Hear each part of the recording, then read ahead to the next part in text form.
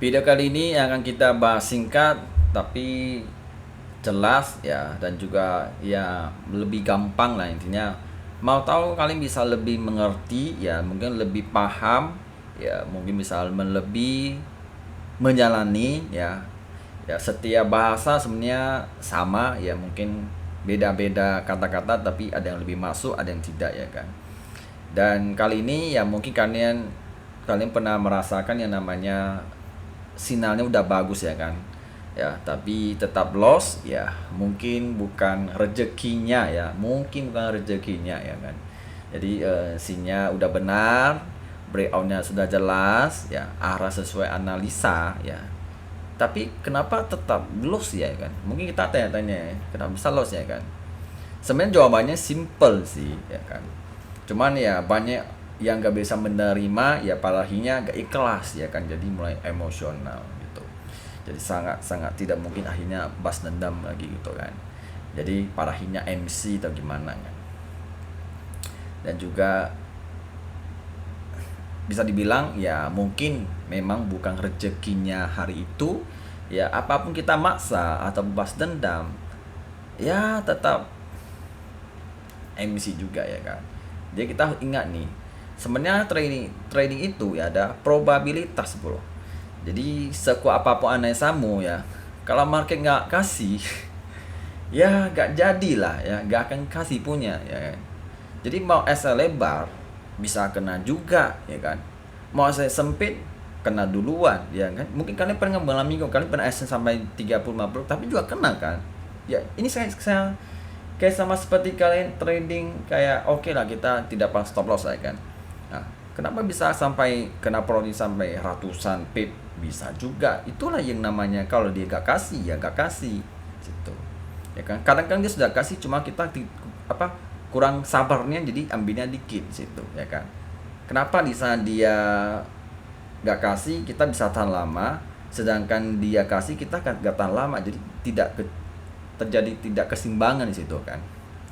Makanya jadi intinya kita gak usah ukur-ukur lebih pusing ya kan. Maka kita ambil intinya ya kan, letakkan aset dan TP itu penting ya.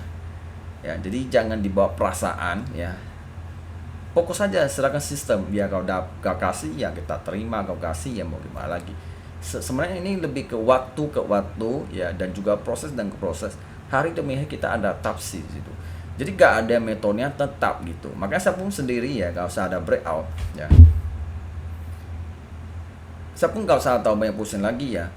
Kadang-kadang kita pernah lihat dia breakout, kadang-kadang dia lanjut naik, kadang-kadang dia bawa naik, kadang-kadang dia sampai ke support mau naik. Jadi selalu banyak pilihan ya. Setelah breakout banyak pilihan lagi kan. Makanya gak gampang tradingnya ya kan. Makanya trading saya selalu anggap bahwa itu sampingan income sebagai bisnis ya, bukan saat tempat untuk mau cepat gak bisa. Saya pun nggak mau topik ke sana di situ ya. Mungkin ke depan kita gak akan tahu gimana ya kan, kecuali ada tekniknya, mungkin ya 10 kali entry, mungkin 1 kali jackpot, mungkin bisa aja. Cuma juga harus mental yang kuat dengan timing yang tepat, itu gak gampang. Itu sudah momennya sangat pas sekali situ ya.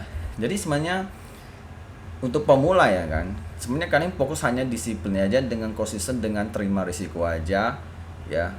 Itu yang penting. Kadang market ngasih, kadang nggak juga di situ ya. Nama juga probabilitas ya, rezekinya nggak pernah salah alamat ya, tapi bisa ditunda di situ ya kan. Nah, dia mau kasih tapi dia tunda dulu baru kita masukkan. Maka sebenarnya trading lebih, walaupun kita tahu buy sama sell, sebenarnya kesannya kita di timingnya aja ya. Kalau timingnya gak tepat, pas kita entry ternyata dia hit stop loss dulu baru naik. Kalau timingnya tepat kita entry, itu dia akan kasih di situ. Dan makanya gak gitu gampang ya. Kita udah susah payah analisa, udah kita atau arahnya, cuma salahnya di timing ya. Itulah kelemahannya, kita gak tahu ya. Kita gak akan tahu karena kita gak tahu kapan dia mulai masuk volumenya, itu yang jadi masalahnya ya. Seperti karena breakout, karena dia naik habis itu pullback lagi di situ, itu yang nggak bisa kita hindari gitu. Oke, jadi ini yang saya sampaikan ya, semoga bisa pelan-pelan merubah ya, lebih sehat ya. Jadi gak ada yang namanya instan, gak ada yang nama skema cepat, semua butuh proses di situ. Oke.